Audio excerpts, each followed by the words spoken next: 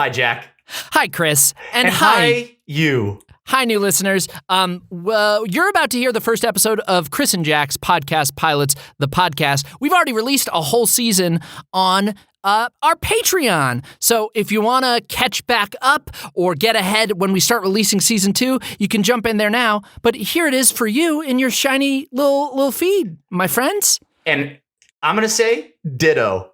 You crushed that, Jack. I feel like you hit all the talking points. I mean, what do I say? Do I say, and it'll be fun. I had a fun time. We'll see you around. See you around.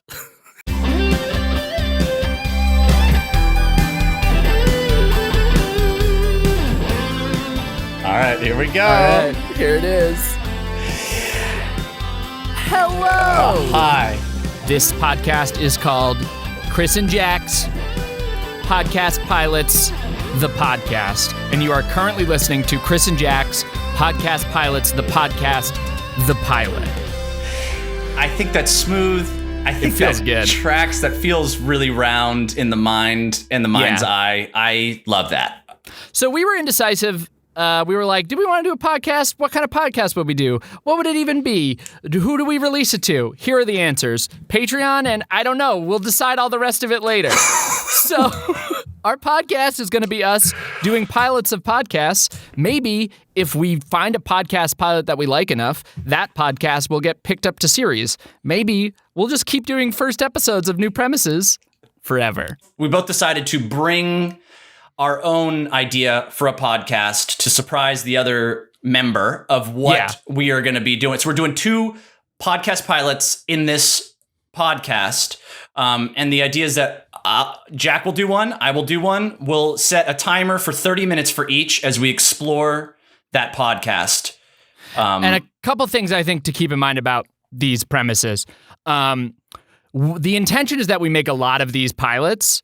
So the standard, I don't know, man, you know? Is there a standard? Also, here's an important detail. I don't know if this is true for you, Chris, but this is true for me, and I intend it to be true for the duration of this run of podcasts. I'm not going to be like Googling ahead of time to find out if that's already a podcast, you know? Right. If it's just whatever the bullshit was that came into my head, we're going to try it. And then that's part of, the network to decide if they want to pick it up when they go like, oh, no, that's exactly how did this get made? That's how we would do future kind of collaborations as well, is that we just end up doing, by having done the bad version of a pilot to a podcast that already exists, we then say, hey, actually go listen to the good one. The ones that got it right. I've done a very prepared 4-segment episode of Radio Lab. I hope you're ready. Well, here's another fun fact that I think is probably worth noting. I'm not a podcast guy, Jack. You don't listen to podcasts. I listen to a lot of podcasts. You don't. So It's very possible that when Chris starts pitching pilots for podcasts, everyone listening will go like, that's not a podcast. But what's a podcast? Right, exactly. Anything. I just somehow do shit. Town. That's one I did listen to. S-Town. That was a good one. Great S-Town. There's a new serial. Should we just patch that in? We should patch that in. That's probably going to be more exciting. We can try it. That's what I think is going to be kind of selfishly exciting about this grand experiment / podcast venture, Jack, is I feel like I'm just going to learn a lot. I feel like I'm going to learn about other podcasts about and how they're doing everything emailing better. Us to stop. Yeah. Well, welcome, Chris, to the world of podcasts, and welcome, patrons, to the world of podcast pilots, the podcast, the pilot. Chris, without further ado, why don't we crank into one? Who goes first? Did we flip a coin? Yes. How I was good doing is yours? Who's on first? Who goes first? Exactly. How good is yours? I'd say mine's fine. I think mine is fine. I hope it's like fun. Full stop. Great. So I feel like we're at the same level of confidence. So it doesn't feel like, oh, this one's the opener, this one's the closer. Right. I think we flip a coin. Let's flip a coin. Do you have a coin on you, or are we going to do a digital coin? I've got a digital coin. Oh, okay. Well, can you trust that? As I reload? Can you trust that? Can you trust that? Because I'm not even showing you that I'm doing it, so I could just wait till you say something. Is that not really odd too? I just think about that sometimes. I'm like, what would that have been so weird for someone to say 30 years ago, to just say like, hey, coin flips are now going to be on a thing called a computer. Yeah, and let's you're just going to do it that way. A digital coin that we can all agree has been flipped. Can you flip a Bitcoin? It's, what are they, like $75 right now, Chris? I mean, I don't know. It's probably way more than that, I think. Okay, I've flipped it. Okay. Do you trust that I flipped it? I do trust that you flipped it. By the way, there is a visual element to this podcast, if you're not aware. The visual element of the podcast does not currently include watching me flip the coin. No one's seeing that. Not even Chris. Right. What are you... So we think that then we think here that if I call it and it's heads, that means I go. If I call it and I get it right, I go. If I don't get it right, I lost. Or what is it to win in this scenario, I guess, really? To win would be to choose. But if you want to just pre-choose, let's just say if you call it correctly, you will get the right to go second. Great. Let's pretend that's the prize. I don't know, man. There's a lot of rules already on the prize, like it's a strange thing because I know we're already in the rules of it. The prize by calling it correctly, you win by being the closer. Yeah. And then everybody is like, "Damn, that one was good thing better. Good thing he lucked into being the closer." And it is a competition. Yeah, of course. Then it's heads. It's heads. It's tails. You're going first. Wow. Do you trust me? I have no choice. But really, what can we trust? What can we trust these days, man? Whoa, really, what can we trust your... these days? Not really. I realized it was kind of starting that direction. I could make it that way. I'll use that as my transition. No, you go wherever you want. This is our first podcast pilot on Podcast Pilots, the pilot. It's a big moment. The timer. This is a big moment. Well, first off, I want to give the title of my podcast. Then I'm going to throw to my improvised jingle. Great. Because podcasts have a jingle or something that opens. Ours already probably did have a song. As far as you know, yeah. Song. Yeah. As far as I know. And then I'll start my timer. Okay? Okay. Oh, okay. This podcast is called Future FOMO.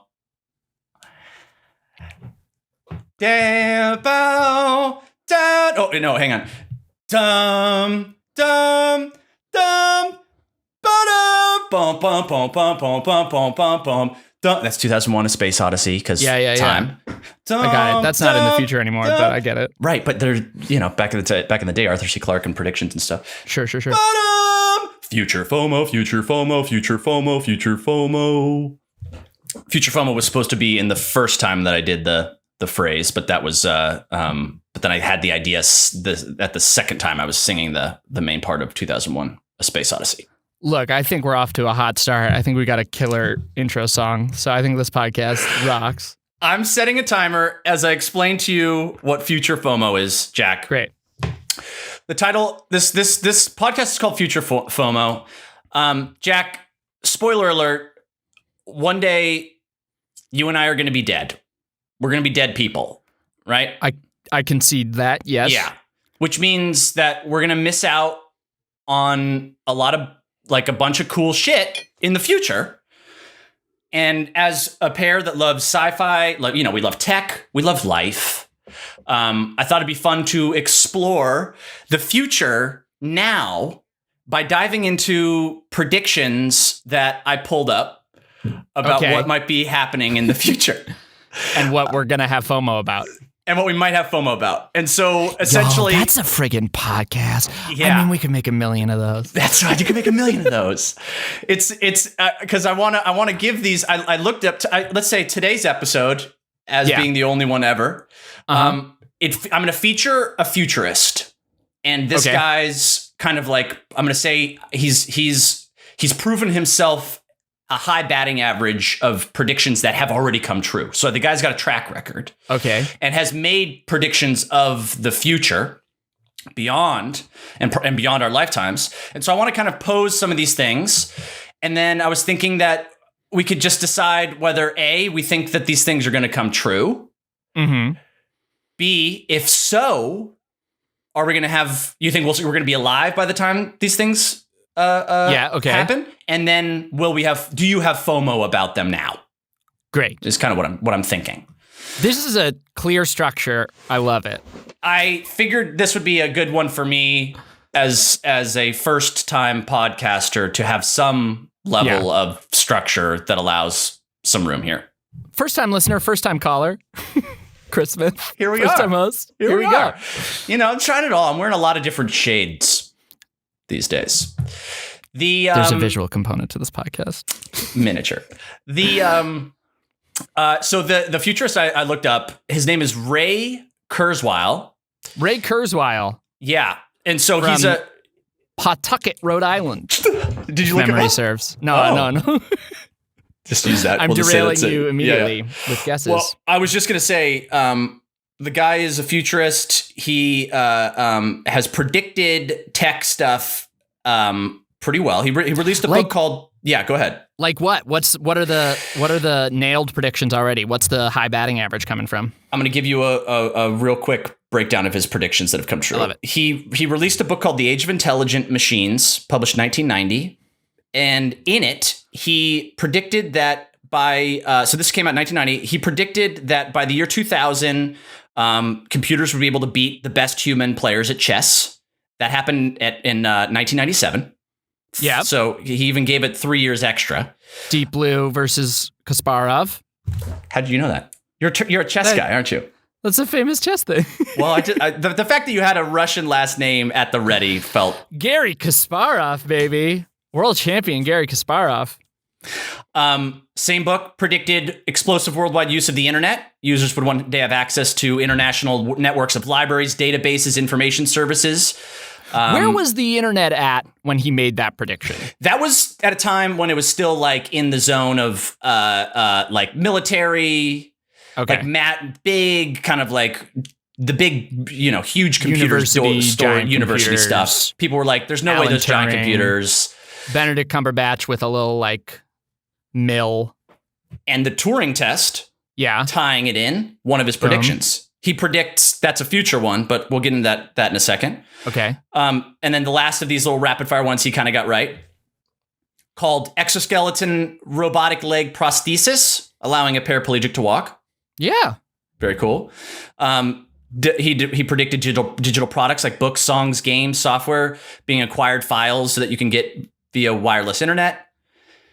Computers can recognize their own owner's face from a picture or video. That's audio visual happening. Yeah. Virtual reality entering the mass market. So essentially now I was going to just kind of outline to you, Jack, a few of his future predictions and just a few. I'm going to do like a chunk of 3. And then you tell me which one jumps out at you as something that's interesting. And Ray knows his stuff. Ray knows his stuff. We're learning. Ray knows his stuff. 1990. So he was it was near future. No, we're 30 years away, some of that stuff. Wow. Yeah. No, I know. So let's sold. So looking ahead, dude's predicted this. He says by 2029, that's only 8 years. Yeah. So this was a while ago he predicted this. In 1990, this is the same book? I think this is the same book. Because he wrote that and died, right? He's alive. What? Yeah, still alive. Okay. So he's there, and I think he's like very much like, I mean, he's proud of his predictions. Is he still predicting stuff, or is it like, I don't want to push it, I'm gonna let that stuff stand? I want to say, I want to hedge my bets. I feel like it's it's a version of being kind of like a like mystic. I feel like it's kind of like once you're known as like, oh, you got a few right, then anywhere you go, that's going to be your party trick. People are going to put you on the spot, and your batting average has to go down. It will. And this is just to clarify. These predictions in this book, we're not talking Nostradamus cryptic quatrains, right? We're talking like he just said, guy's gonna have an exoskeleton leg to allow. He's not like, when machine meets knee, shall we walk on? All right. Okay, good. I want to hear your prediction book in that version. That's kind of like a prediction book Mad Libs. I feel like it's just kind of like build out. Find like now computer artifact noun will be this fast by and then add a year, and then I think that's really kind of and then if you want to go full Nostradamus, you do like an animal and like a euphemism for a place where it's like the Western Hills, a computer in the Western Hills shall be beset by lions. And it's like, oh, yeah, what does that mean? Well, the English flag has a lion on it, and the Western Hills and the friggin' boop. I watched so many Nostradamuses I watched all of the History Channel Nostradamuses, and I hope one day Ray gets his own. Give me him. Give me his predictions. Ray says, by 2029, I'm just going to give you a smattering of a few of them, okay? Yeah. Eyeglasses and headphones that used to deliver virtual reality are now obsolete thanks to computer implants that go into eyes and ears. The implants are either permanent or removable. They allow direct interface with computers, communications, and internet-based applications. The implants are also capable of recording what the user sees and hears. That's one. Direct brain implants allow users to enter full immersion virtual reality, complete sensory stimulation without any external equipment. Last one, the rise of artificial intelligence creates a real robots' rights movement. And there's open public debate over what sorts of civil rights and legal protections machines should have. I mean, I'll take the last one first and say that I fully believe will happen. Same. But by 29, no, I don't. Maybe. But it's all that thing about, like, this is a thing about, and we've talked about this, with any kind of sci-fi stuff, especially near-fi movie stuff, I'm always like, if you're going to say a date, if you're going to say that this is the future, 2040, make the year a full lifetime past the audience that's watching. Overshoot Always. But that's a lot of times what they're going for is that feeling of like, wow, and it's not even as fun as you think, is it? So, but I feel like even then, it's like you look at like I'll look at Blade Runner or something that's like 2049, and then you look at stuff, and then they have it's so like the environments and things are so lived in that even things and walls look like they're 30 years old. So I'm like, did they have all of that infrastructure in place 30 years ago, and then it aged 30 years? Tomorrow, yeah.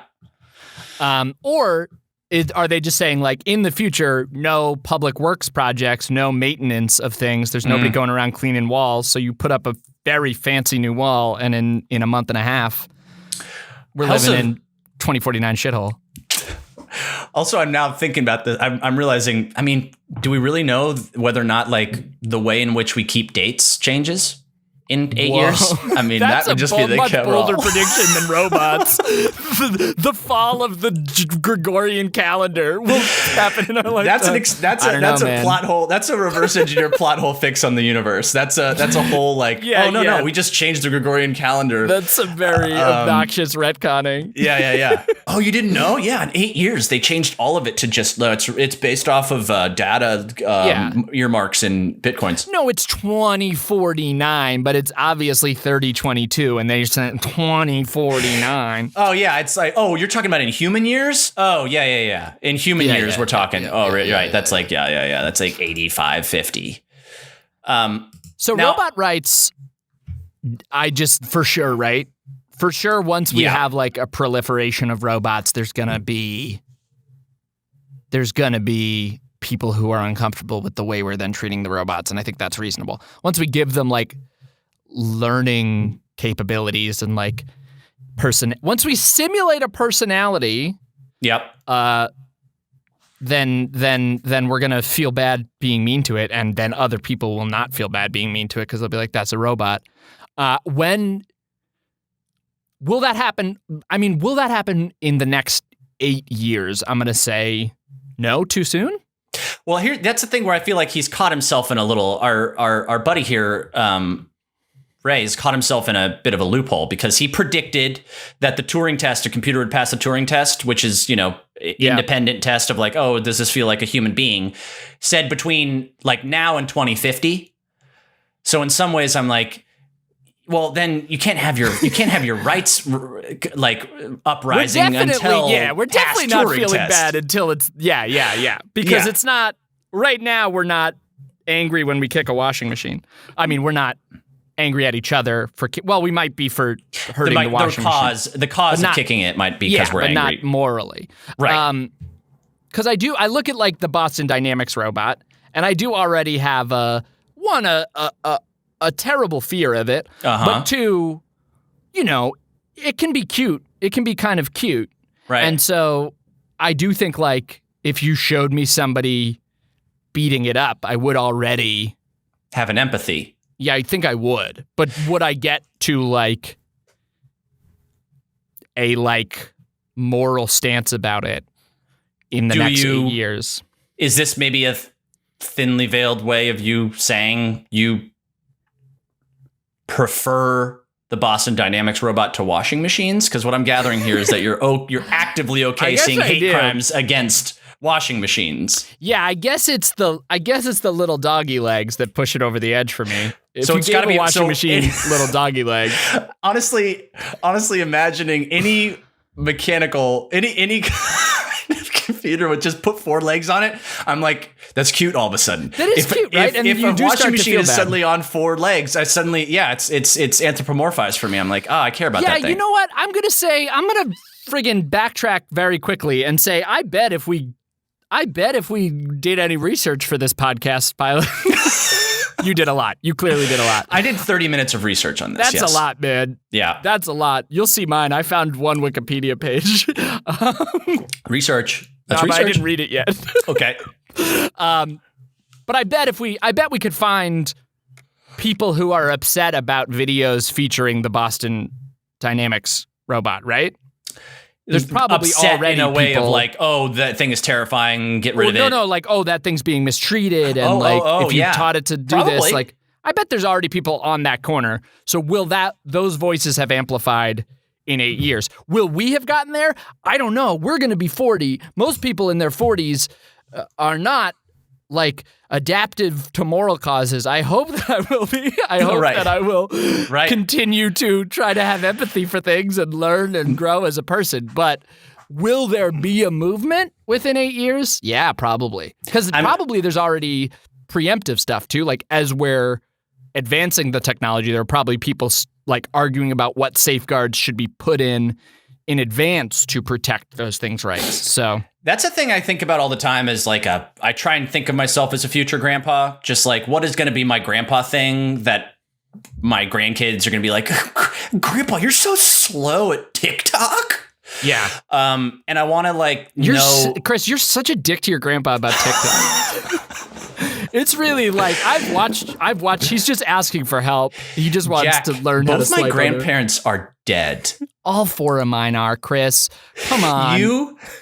I wanted to do that to do what I hate when people do that. That's that thing of like, well, yeah, no, sure, I understand that, but like that's not. I didn't mean. You know what I meant, right? You know what I meant. You know, all I meant was to make funnies. So don't. So stop it.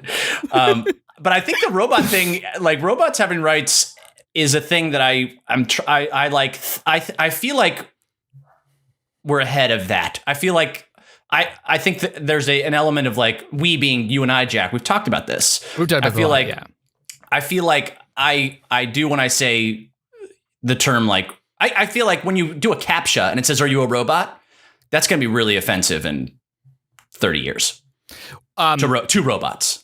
I've looked this up. We've talked about this before for a writing thing. The word robot comes from like a Slavic root for the word, or Czech. It's probably Czech, right? Because it's probably Asimov, but it's from like the word. It shares a root with their word for slave, and it's like, yeah, that's not going to be the term. That's not going to age well. That can't be it. No. So maybe we'll be ahead of it. But also, I eat a lot of meat. I don't have any respect for animals. I have plenty of respect for animals, but I just clearly like... You have a respect for roboticized animals. I care about... Yeah. A washing machine with legs has my whole never heart. Eat that. But a cow, I would eat its whole heart. I have a thing in these predictions that I listed that prompted a brief thought experiment / question for you, Jack. Okay, please. This whole fully immersive virtual reality, we got to cover some of this thing, implant stuff because I'm not sure about that. That to me, we're talking Ready Player One type stuff in that way. I think I'm interpreting that as even beyond. Suit, right? I'm interpreting that as beyond. We're like in a, but I feel like it's still a thing you can enter. Like it's saying allows users to enter full immersion. So I think that you can still like at that point go in and out. And so to that end, my guess is the thing that's always at the forefront of any technology is porn. Yeah. And so if there's fully immersive, can't discern anything from reality or not, would that be cheating on a partner? I think it's all about communication there. I think if you well, so there are people who consider porn in general to already be like cheating or whatever. Yeah. But I feel like the line then, I mean, that argument then would be way more sound in the future for those that are already having those types of relationship conversations around porn. And so the question I think is more. Yeah, the question will be like, if that's your standard in a relationship, if everybody's cool with everybody watching porn and nobody has a problem with it, then like when does what threshold of porn technology evolution has to be crossed for you to be like, I should bring this up though. Right. I got clearance to watch porn, but this is a new conversation. That might be an active reason why they try to, like, many people are lauding for no robot rights, because the moment that robots or artificial intelligence are recognized as a sentient being is the moment that 5 years ago I cheated on my wife. Then, right. You know? And I'm not ready to have that conversation. I'm not ready for that conversation. So I'm going to pick it outside of in Washington, D.C. No, you're not humans. It was cool what I did. That will be part of the line for sure. That's definitely once there are people thinking that those are, well, yeah. I mean, oh boy. Yeah. Implants, because they were talking about implants both for VR type of thing and implants for like storing your memories and your visual memories and like overlays. I think there's a whole Black Mirror. I think there's no way we're anywhere close to like me, and I've done no research. Are we anywhere close to that sort of like interfacing with the brain that we can have like a computer implant type of thing? Is that even at all? Like, I just don't. I think as advanced as our computers are getting, is our understanding of the brain tracking at that speed that we can then go like, oh yeah, here's a thing that interfaces with a brain? Because that seems farther off. I've heard there's a thing called a Neuralink that is Elon Musk thing. That they're, I think they've literally been gathering volunteers now for computer chip connection to brain for potential usage in, I'm guessing like data storage or like the ability to download jokes faster. That scares me. Here's where I will say I do not have FOMO. I like a good pub trivia. It gets so friggin' boring if people have Google brains. Right. So no, thank you. Don't come for my pub trivia, Elon. We only have a short amount of time. We've got 10 more minutes in my 30 minutes. Look at that. Look at this podcast. Look at this podcast. So I'm going to jump to one of his more ridiculous predictions in the far future, and we can end speculating on this, okay? The others we can save if this gets picked up for series. Obviously gets more pursued as the first one out, and the one we'll always make again and again and again. I mean, legit, maybe this was just a cover for us to feel comfortable saying we like this future FOMO idea. And now it's just like, cool. And there it is. Abandon all of these constructs built around it. That's a nice little podcast. Let's keep on making it. I'll say I could keep going deeper on these conversations we're having, but I feel pressured by the clock to at least give us one more thing. Great. You know? I want to get a full execution promise of the premise for the pilot that is future FOMO. And we can go OT if we need to go OT. Yeah. Mine is a good like 4-minute idea. So great. We'll weave future FOMO back into that. Yeah. If at any time we need a bill, we'll cut to our sponsors, future FOMO. Yeah. Go ahead. This next one is a setup for. I have to set it up with a thing he predicted in the intermediary. So the last thing I'm going to say is something he predicted way in like 2099. Okay. The thing in between that he predicts happening in 2049 is that the distinction between virtual reality and real reality becomes confounded as foglets come into common use, allowing immediate assembly or disassembly of all sorts of physical objects. It's a hypothetical collection of tiny nanobots that can replicate and just make a physical structure. This is not where I thought that was going. Okay. The idea is that they look like they're called foglets, I guess, because they can like exist in a fog because they're microscopic nanobots that then can self-replicate and then decide like they look at a cup, they turn into a cup because they can take on all the properties of the arrangement of that to simulate the actuality of that item. Okay. Yeah. That's what they're saying. So jumping ahead to his big prediction. 2099 by 2099. So this is, what is this?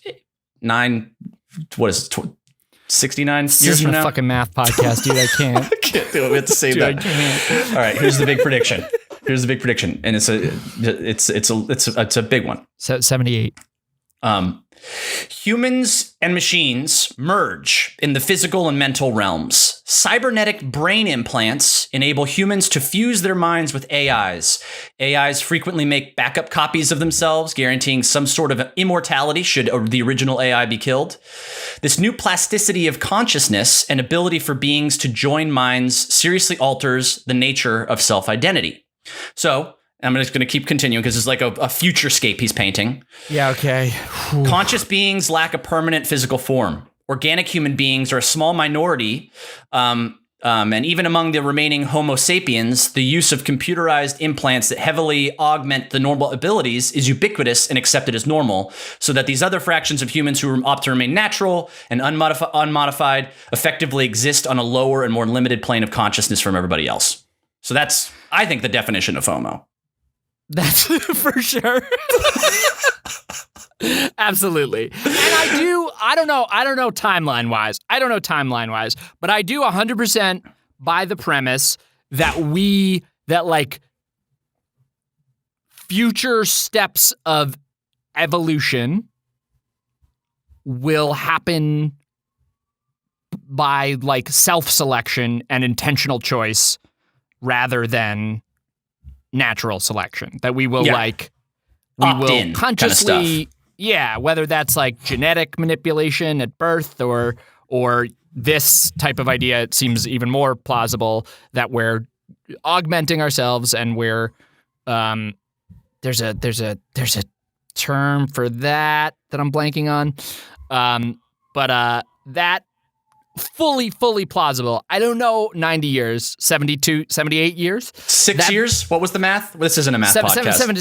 78 years? Well, it's 2021 right now, plus 9. You said 2099?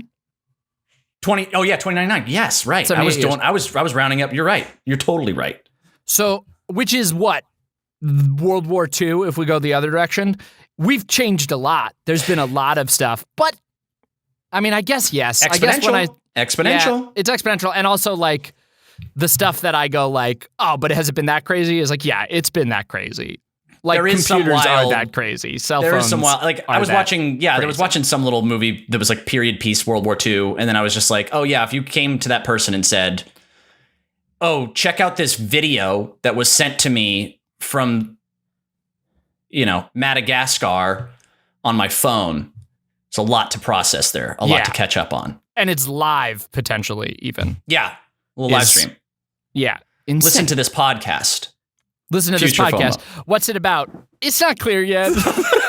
They're working it out. They're kind of finding it.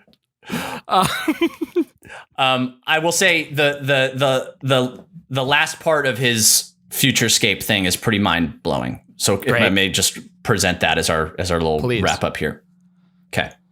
So he says, at this point, the only possible way to increase the intelligence of the machines any farther is to begin converting all of the matter and energy in the universe into similar massive computers. AIs radiate outward from Earth, first into the solar system, and then into interstellar space, then galaxies in all directions, utilizing starships with nanobot crews, breaking down whole planets, stars, moons, meteoroids, reassembling them into computers. This, in effect, wakes up the universe as all the inanimate matter, rocks, dust, gases, is converted into structured matter capable of supporting life. albeit synthetic life. The entire universe made up into a giant, highly efficient supercomputer, AI and human hybrids, so integrated that, in truth, it's a new category of life, would have both supreme intelligence and physical control over the universe. I like this idea. Yes. Like, this makes sense. I do think there's an alternate path, which is that, like, the evolution towards, like, that the more integrated with machines we become, the less we care about physical expansion and stuff. Maybe there's just, like, an energy requirement that would require us to go conquer a sun or some crap. But I do also... I've always kind of liked the idea that, like, oh, why haven't we met a million alien civilizations? Is like, no, if they evolve enough that they could get to us, maybe they've stopped caring because they're just like, nah, I could just look, I could see what that would look like. I could just look at what that would look like, and then it's fine. I don't have to go bother everybody. Maybe they're just a very, like, all aliens evolved to, like, yeah, just chill, homebody. Yeah. Just very relaxed stoner vibes. Maybe that's the final phase. That always kind of made me laugh in, like, a hopeful way too, of just, like, I always laugh in those moments where Lord of the Rings is popping to mind. Go with me here. When he says, I've just started the audiobook. Oh, fantastic. Well, then let me know when you hear the line, become who you were born to be. Okay. Because to me, that's always made me laugh so much when it's like, become who you were born to be. Is this general term of, like, yeah, I mean, obviously you were born to be something great, but at the same time, it's like, well, what if you were born to be, like, a poolside, daiquiri drinker? Like, that would be awesome. Yeah, like, they hand out the fates, they got to spread them out. They can't give everybody huge heroic fates. Not everybody's Frodo, not everybody's Boromir, even. You can't be on all the sides of it. No. Some of them are, what's this guy's name that I just read? His name is, like, Fruggle or something, and he's just a guy who's got some mushrooms and gives Frodo some mushrooms. Some of us are that guy. Got a little farm, he's got some mushrooms, gives away the mushrooms, is a nice guy about it, gives Frodo a ride to the next place he's going. And that's it. That's your fate. Become who you were born to be. A mushroom guy who will give you a ride if you need one. Become that guy. When our universe is turned into a computer and we finally can see the vastness of space, we can understand what Earth, maybe even if it still exists, is in relation to the full universe. Which Lord of the Rings character do you think Earth was in the grand scheme of things? Do you feel like Earth is of Boromir or a Fruggle? In our place in the universe? Yeah, I wonder if by the time when we finally get the full map of things and we know where everything fits and which planets are that type, which planets are this type, what's the Earth vibe going to be? I think based on our, like, current abilities for peace, I think we're the meat's back on the menus, boys. Orc. Oh, timer just went off. Timer went off.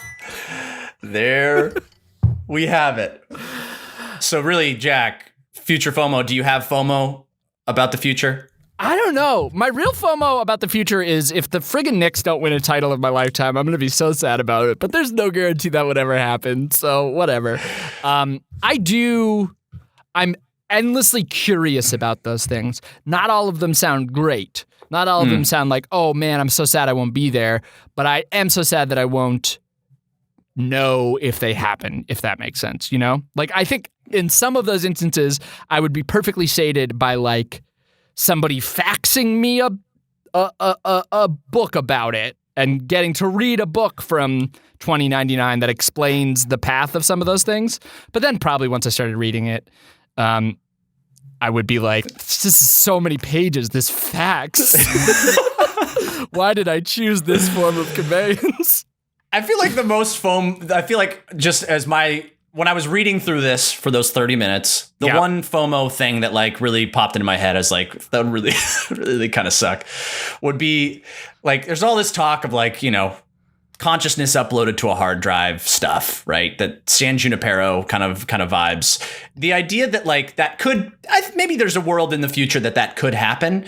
There's like going to be the before that happens. The bubble boy. Yeah, exactly. And there's going to be, you're going to potentially be like either the relative, you're like going to be the people. It's weird a little bit. Like some people are opting in, some people aren't opting in. And then you're kind of like, when it turns out it works and that person is legit in there and like kind of taking their time and you get to choose when you want to, delete yourself or whatever, then there's that feeling of like, are people going to kind of know like, well, okay, well, Jack did upload, so he's in there. He might be fun to hang out with. But gosh, Carl's in there too. I don't know if I want to spend an eternity with Carl, but there's also that zone of like, it's going to be a whole new decision maker. There's also going to be a crossover. There's going to be a phase like that's not a technology we'll nail right away. There's going to be like beta of that. So there are going to be people who have like sort of weird, crappy half consciousnesses in like stuck in heaven, digital purgatory. I don't know.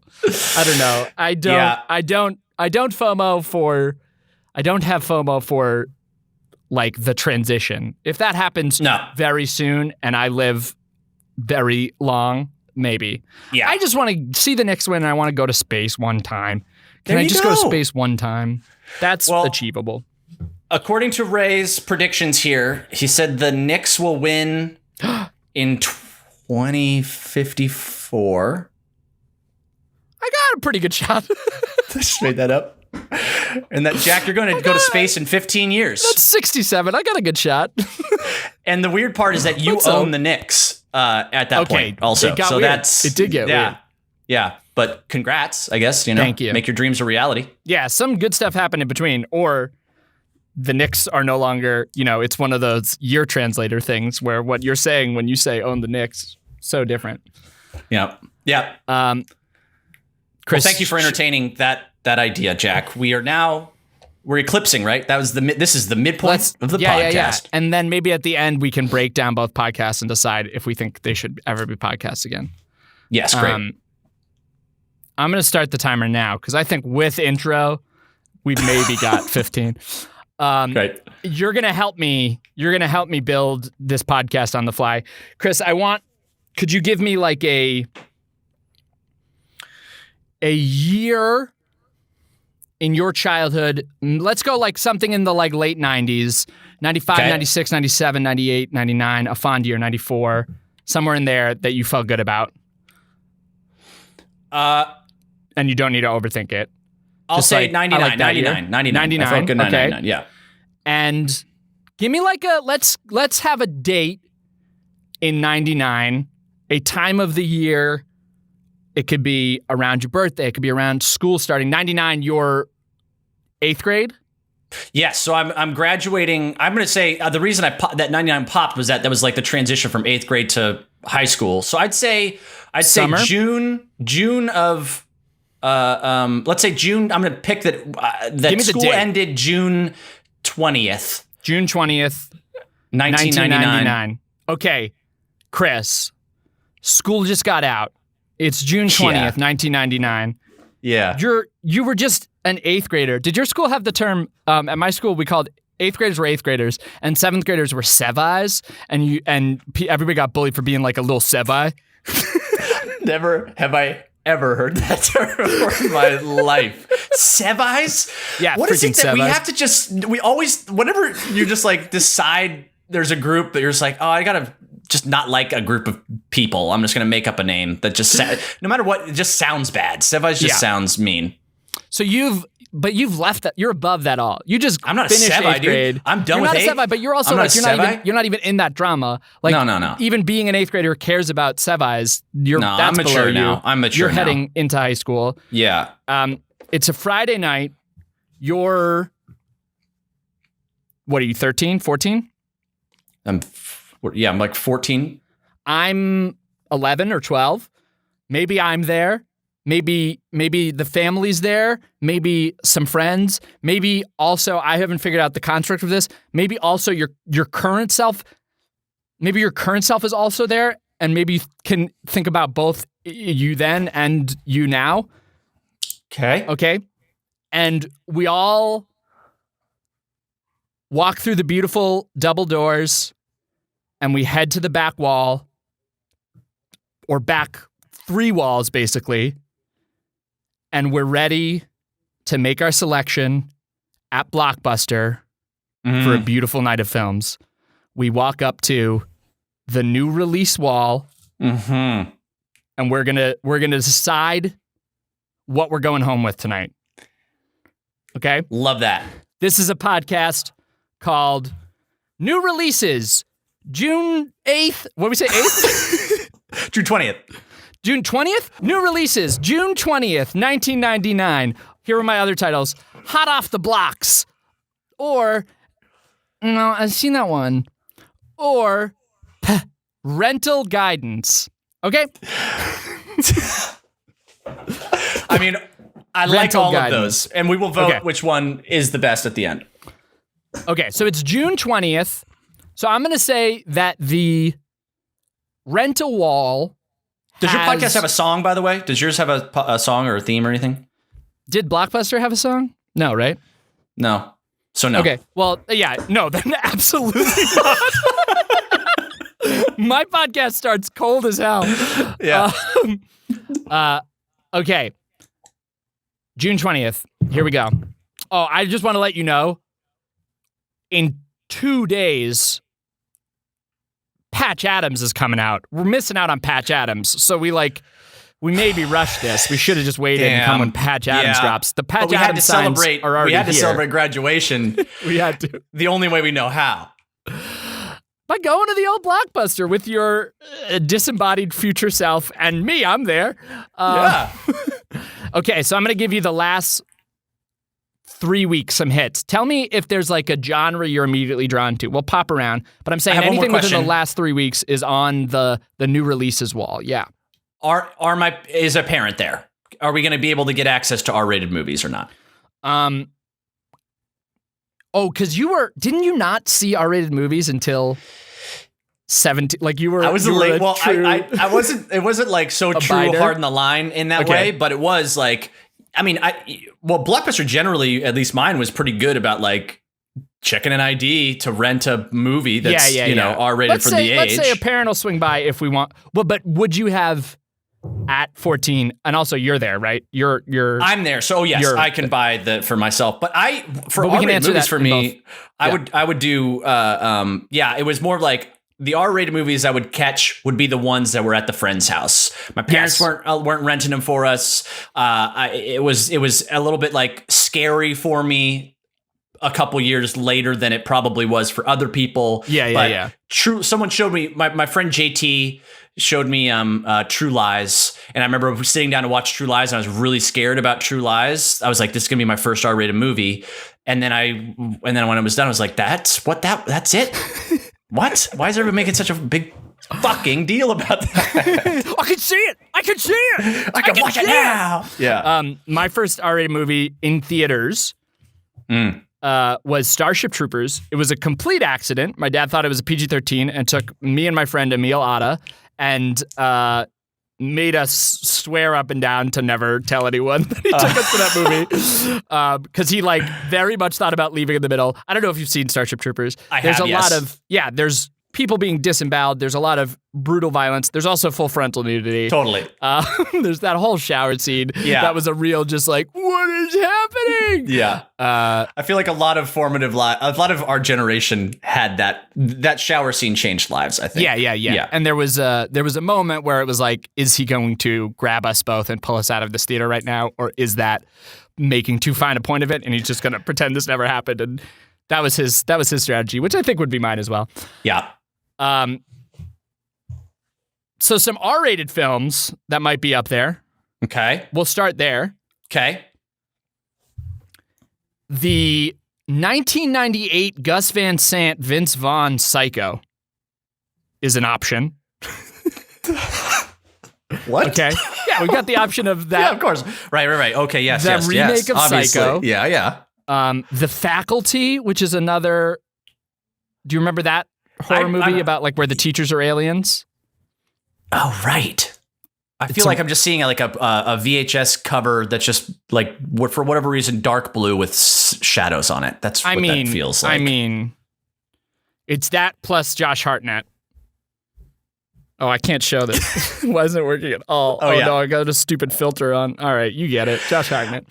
I would describe it audio-wise as accurate for those that don't have picture. Yeah. I feel like a good option for us here is Enemy of the State. Now, I feel like that's one that I would have really tried to talk somebody into renting because I was such a big Will Smith fan, and it's a cool seeming Will Smith movie at that age. At that age, I'd feel like I'm smarter for having watched it, you know? Like that's got kind of that like, oh, I might learn stuff about like the government and agencies and satellite surveillance, and I might come out with an opinion. Yeah. What? Yeah. You guys realize that they're monitoring us from satellites all the time, and you just run on freeways and you still can't get away, even if you run on the freeway.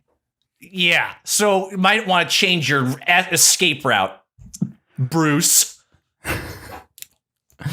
Bruce sounded too old for a 14-year-old. I want to change the name. Go back. You might want to change your escape. Might want to change your escape route, Jake. Nice. Thank you. Pretty close to my name. You didn't go too far afield there. No, let me change it. Yeah, you might want to change your escape route. Devin? Oh, kind of close to my last name, but yeah, you're good, man. No, it's fine. Just stay with it. I'm just going through people at my soccer team in my head, and that's setting me for a loop because I'm like, who else on my soccer team in 8th grade, and why is that important information for me to be pulling up right now? I'd like the full rundown of your 8th grade soccer team. You were a good soccer player, correct? I definitely peaked early high school. Okay. And then I probably peaked around 8th grade, to be honest with you. I mean, this high school. Then I got good. This kid walking in this Blockbuster is I was all stars. I was club. And then high school, they played me in the wrong position. Sophomore year, I was the captain of the team, high scorer. So that was cool. That was like peaking in competition. And then junior year, I got benched because someone else the coach's son was playing my position, and I got demoted. And then at that point, I was like, you know what? Theater's more fun. And I quit soccer.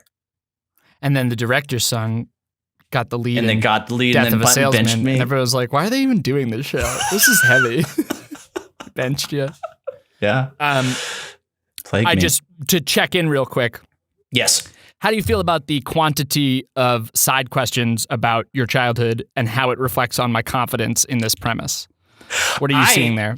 I'm seeing your lack of confidence in the premise by and also wanting to encourage that I'm having a blast. I think this premise is solid, and I want to give the freedom to go down, man, to do it. Here's some we're gonna quickly throw away.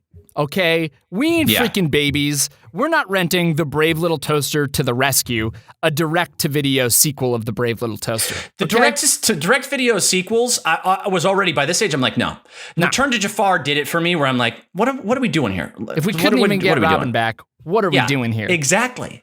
Although I was very into... I watched all of the...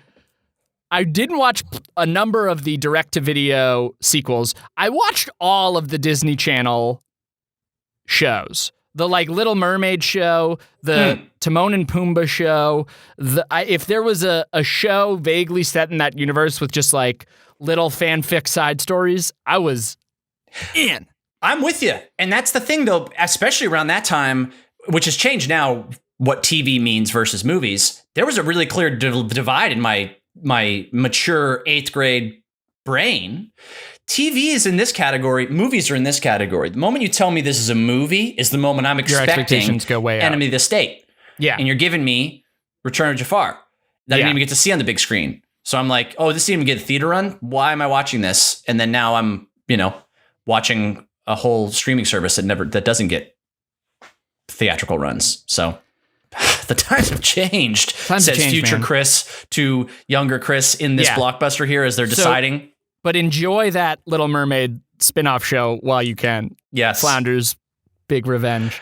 I also had a side question now I'm thinking about it before. When you were talking about how your dad was like, we never speak of this again. Yeah. You know? But now obviously we can, right? So we can. I There's feel some like fun. I wasn't getting him in trouble with Mrs. Otta back there. Which makes me feel which made me feel like I'm like, that's such a common thing where you can feel so terrified about a certain thing with a parent. What do you think is the age distance before something is okay to talk about again? Like, I think about that of like what's the statute of limitations on parental keep this between us? Yes. That's a fine question. Obviously there's going to be some gray area, but I think about like the idea of talking about dating or any of that type of stuff in like middle school was like completely embarrassing to talk to a parent about or whatever. And then, I didn't even attempt that. And then it still We're also really both pretty is Catholic. Yeah. Yeah. You're still very, very uncomfortable. Right. My parents don't know Lisa and I we have a baby, but they don't know how. That's all. They got to fill that in for themselves. Right. I think it's a very fine question. My goal as a new parent is to avoid. Lisa and I have talked about like, come on, let's not be the like, don't tell dad, don't tell mom people, but I know it's going to happen anyways. I know it's going to happen. I feel like it's I feel like, hey, whether you go to college or not, up to you, but I feel like something happens at that, like, when the kid goes to college or when the kid does the thing that means that they're kind of on their way, means like all of that, like don't tell mom, don't tell dad stuff was probably under the umbrella of we want him to have a successful child out in the world. So that expired. Yeah. And then we're fine. Are you considering at all Varsity Blues? How did the film Varsity Blues hit you at that age? Did you watch it then? I didn't watch it until much older, but it is a beloved coming-of-age football drama with Vanderbeek. Here's the thing that's going to blow your mind. Yeah. Never seen it. Never seen it. It's pretty fun. Because at that time, I never saw it, and then it's one of those that, like, you hear a lot about, and then it's one of those that, like, yeah, I should probably watch that at some point. But because at that time, at that time, I wasn't actively deciding to watch that over Enemy of the State. No. You know?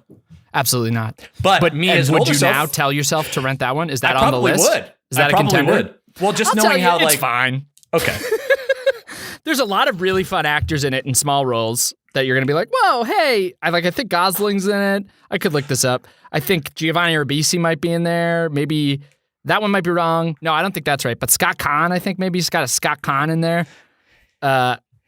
It's a fun little movie. That is such a weird... The iconic line, despite never having seen it. There's no crying in football.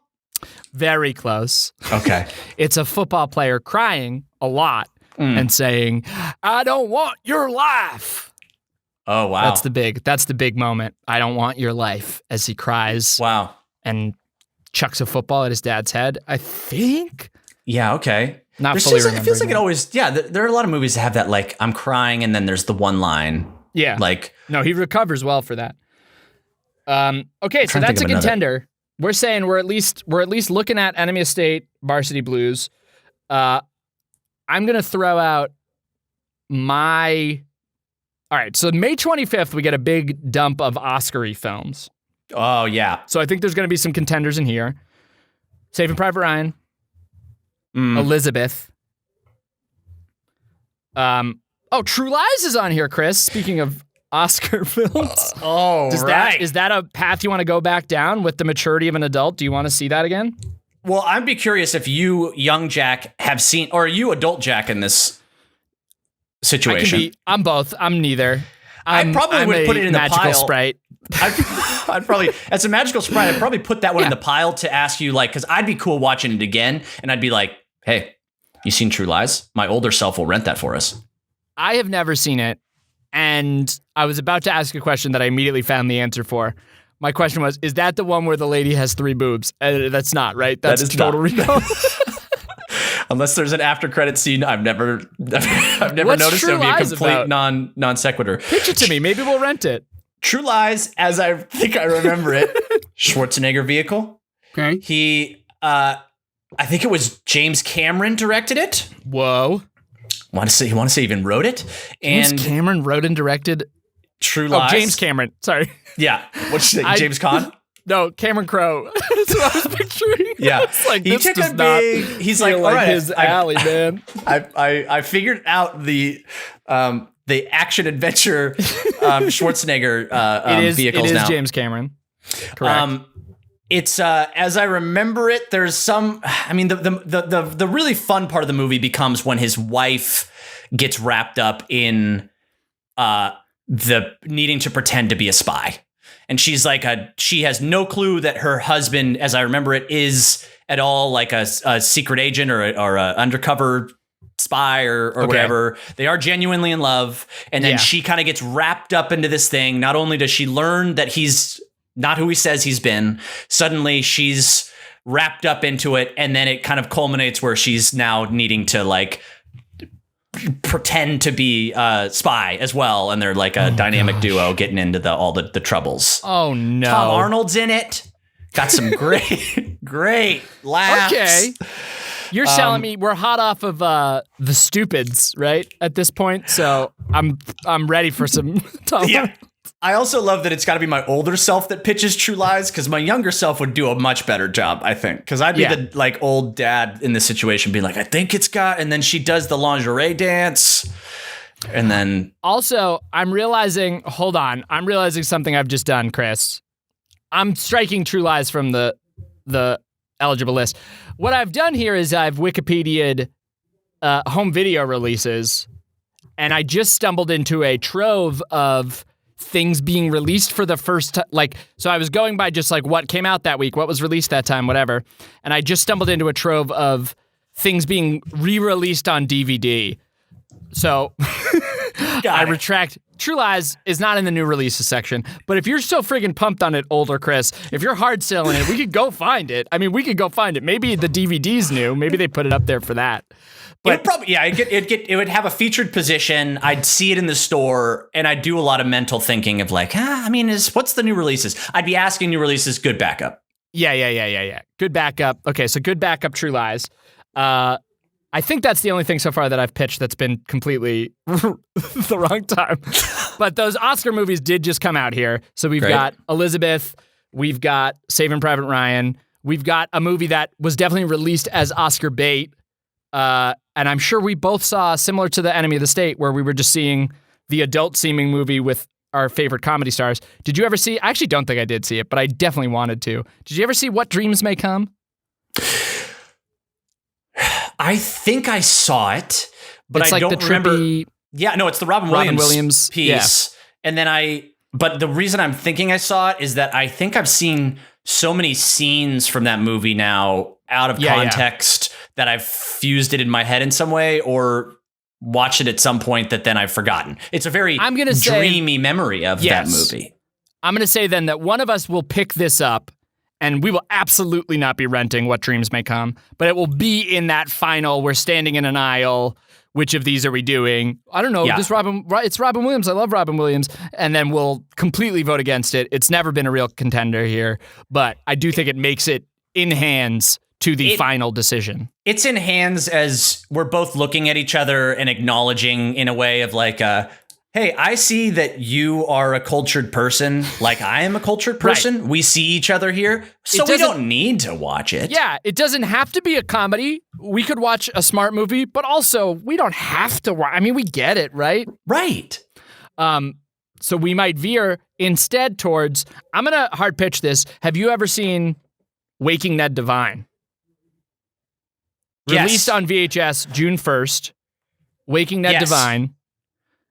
I saw it I was staying during the summer, so it's probably like, it might be this week. It might be actually June 20th, 1999. I was staying at my second cousin's, John and Patty Sheen. I was there for like a long week. They have a son my age, my cousin Sean. And at the time, they had a foreign exchange student named Mickey from Ireland, and the three of us were all going to I was staying with them in Rockville Center, New York, and we were all going to a little summer camp together, and Mickey's Irish, and we rented that very Irish movie, Waking Ned Divine, and we just laughed. And it's one of my fonder. That's not like I didn't regularly like stay with relatives for a long period of time. That was just a very like, I think that was the year we were moving. That's the year we were moving across the country from Massachusetts to California. So that whole summer, I was sort of like strewn about, and my parents would just like kind of try to stick me somewhere for a little while. We stayed with my grandfather for like a month. I stayed there for a week. They were like trying to find things for me to do. And boy, very, very, just a very fond memory of Waking Ned Divine. At that time in your life, because, you know, that was a big pivoting point in your life, moving out to Los Angeles from there. Obviously, presumably, a lot of emotions going along with that. Do you feel like Waking Ned Divine, because it was a shining light in a dark time, melded better in your mind, or was it not a dark time? And it's just like wildly overrating it. No. I like it. What I'm finding is funny is that like. Was it recommended by a family member to watch, or did you pick it and recommend it? Oh, I definitely don't think I was leading the charge. I don't think I would have been in a position to lead the charge, you know? I think Waking Ned Divine is the one movie that exists on every like dusty shelf in like a like cabin retreat place where there's a TV that has like one built-in VCR still. It's stuck in there. Yeah, it's that movie because it was pitched so hard to me when I watched it. You know, this was only like I don't know, like 8 years ago. And it was like you did not watch it at the time. No. It was a family friend that was like, "Oh, have you seen Waking Ned Divine?" I'm like, I don't trust your choices. You give boring movie choices. And then ended up watching it, and as you outlined, it was a real treat, a real joy. But I feel like it's that back pocket pick for the like baby boomers that are like, this is a movie I think all ages are gonna like. It is a very like, it's family friendly in the best way, where it's not like a, you know, talk down to you at all kids movie. It's got like an old guy's butt in it, so you really feel like, you know, you're you're seeing some shit. You know, not like Starship Troopers level, but there's an old guy's butt on a motorcycle. There's some adult situations. Yeah. I think so. I'm gonna say I'm bringing Waking Ned Divine to the aisle. Yeah, I'm pitching it because I just got back, and I'm like, I could watch this again, and I know it'd be a good time. I could bring this to the table. I'm gonna rifle through some stuff. You tell me if there's anything else you want to pause on, and because right now you seem to be bringing probably Enemy of the State, right? Yes, or True Lies as the backup. Yeah. Some others. Okay, so we've got re-releases here that I should check if any of these actually just came out then, or if they're all re-releases. No, I think these are all really re-releases. We got a whole bunch of Muppets movies got re-released right in this time, so there could be a little display case of a bunch of Muppet movies. A little grab basket, Muppet basket. Re-release of Mike Myers' beloved So I Married an Axe Murderer, which played 6 hours in a row every day of the week on Comedy Central. So I would say, like, we don't need to rent that. It's on Comedy Central right now. Yeah. The Phantom, the Billy Zane superhero movie that I friggin' loved. Okay. We're dumping all of them. We're grabbing The Phantom. Okay, I think The Phantom is a re-release. It came out in 1996. So I think we've got its debut on DVD. And we just bought a DVD player, so we probably do want to buy a DVD, rent a DVD. The reason that's just such a record needle stop for me, whether we rent it or not, I would make a scene at that Blockbuster because The Phantom was such a weirdly formative movie that I watched so much, but at a time that like I don't even remember much about the movie, which is so weird. But I like loved The Phantom so much. I have one very iconic scene in my head. Tell me if you remember. Do you remember any flash images from The Phantom? I have one that I remember vividly. When you say that, I imagine him like a motorcycle jump in the jungle is what I'm kind of imagining. Okay, mine is it's a guy looking through a microscope, and he adjusts the fine focus knob, and it shoots two spikes into his eyeballs, and he dies. Yeah. Doing anything for you? Yeah, I remember that. Isn't that in the Phantom? I remember that. Well, the crazy part of about the Phantom for me was I just like at the time got really into. I was at the time like doing a lot of sketching of comic book characters, like trying to draw that, and I just decided to draw the Phantom a bunch, and I made like little Phantom comic books. I should find those, dust those off. Were they your own stories? Yeah. Find those, Chris. Yeah, those need to exist. You could revive the Phantom. That's probably why the movie plot blurs, because I was like inventing my own like chases there's for no Phantom. Jungle. There's no motorcycle. No. That's Chris's fanfic. That was Billy Zane, right? And then a Billy Zane, skull baby. ring. That was like a Billy Zane vehicle. That was someone was like, let's do a Billy Zane thing for a little while, and that's how far also we was got. a Billy Zane vehicle. Motorcycle. Obviously. Okay, final rundown for hot contenders. Simon Birch. That doing anything for you? A Night at the Roxbury. We're dipping a little further back here. Oh my gosh, Night at the Roxbury was year. huge too. I bought the Night at the Roxbury blue suit. My buddy Mike and I made a Night at the Roxbury skit that we did at like high school. I'm sure. High school, so you were behind it. No, I guess if it came out over the summer and you're doing it beginning of freshman year, you don't have to be that cool in high school. No, I definitely wasn't.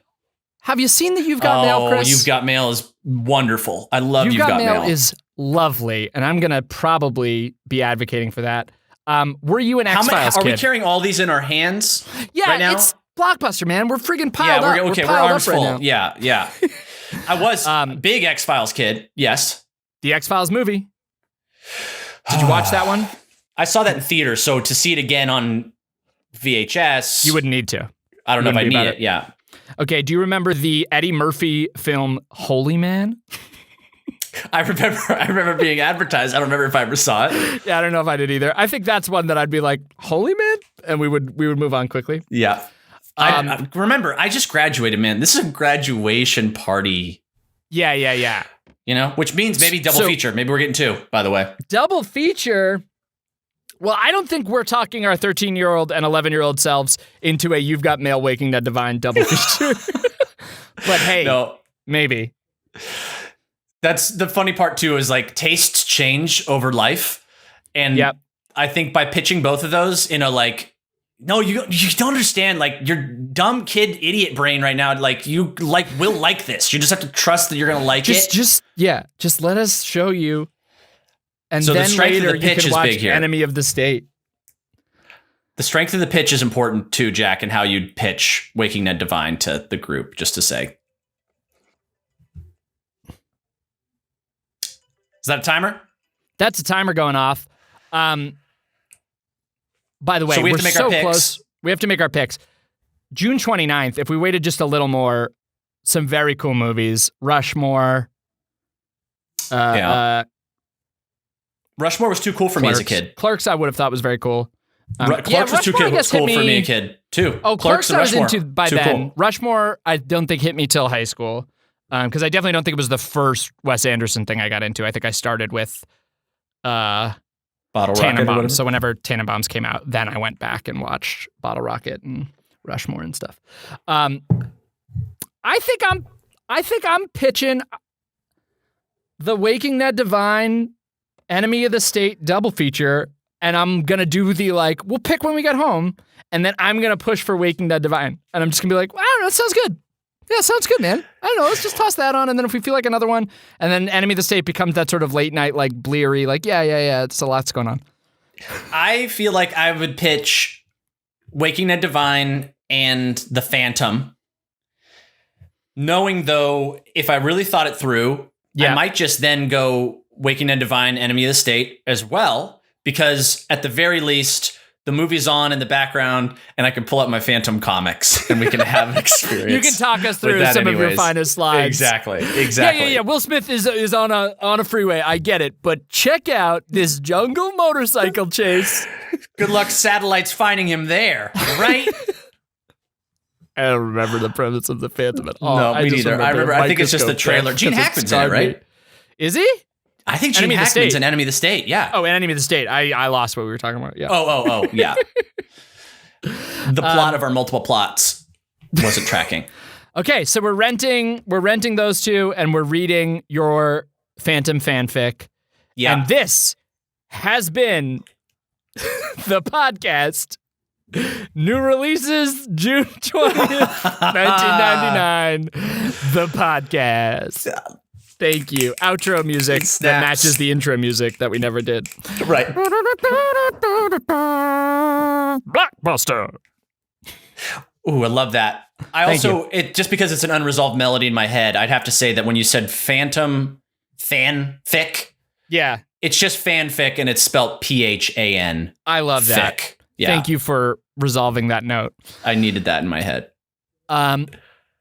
Yeah, is there like the Phantom fandom? Is that a whole thing? Is there like a fandom, Phantom fan? I mean, they're missing out on a great spelling opportunity there. Microphone. Yeah, let's go.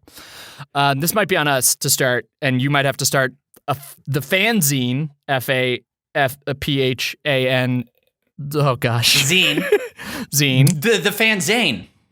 Oh, come Chris, on, we're closing now. so strong. This is all still part of my podcast. This counts. This is still part of it. No, this is where ends, the yeah, no. It ends No, this on is macro. It ends on fanzine. It ends on fanzine. That's the buzzer beater. Fanzine. PHANZANE.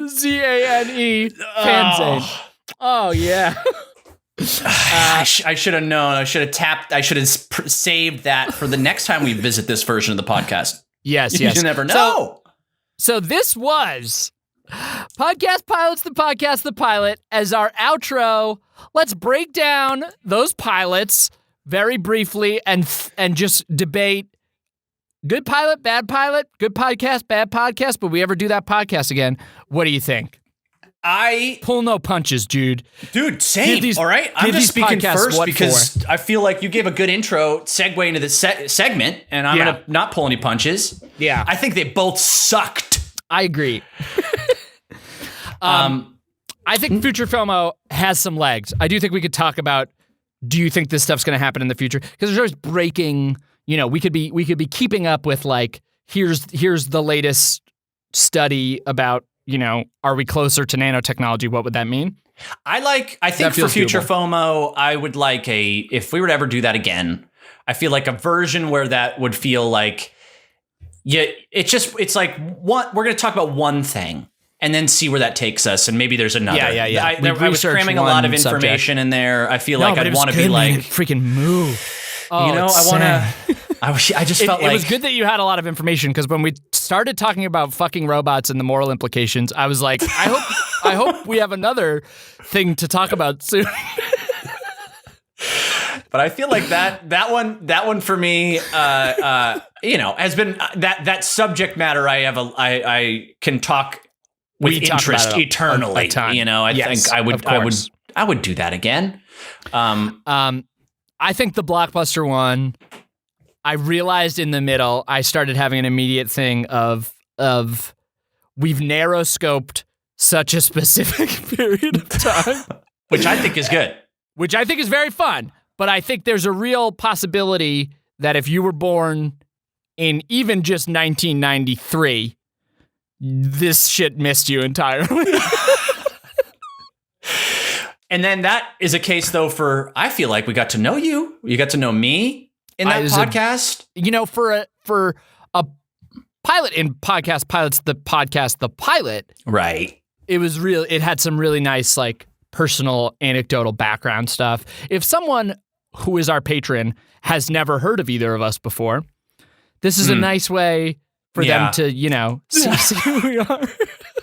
Well, also, I think that one has a lot going for it because it birthed a whole new movement with the fanzine. Yeah, I think the fanzine, we obviously should be coming back in a future episode to do the pilot for fanzine, the podcast. Podcast. I mean, I'll say, man, it's an interesting experiment doing these like a visiting of a style for a period of time that we will, do another direction because I feel like the freshness of the experience is joyful and fun either way. I like both of those. Me too. Maybe because of the novelty of that we may never do them again. So there is that benefit. So that's what I'm saying. I think future FOMO is a maybe a stronger pilot, feels more repeatable. But I had a lovely time hanging out with you today, Chris, and I'm excited for. Next month we can continue the format of we each bring a new one, but I'm going to commit to one of us is going to bring a podcast called Fanzine, and we're letting you know now, dear listener, you should watch the movie The Phantom because we're going to talk about it on our podcast, Fanzine, next month. Yeah. So you get 3. This is a triple pilot. Chris and Jack podcast pilots the podcast, the pilot. With a preview for our next pilot. With a preview of the next one. Speaking of,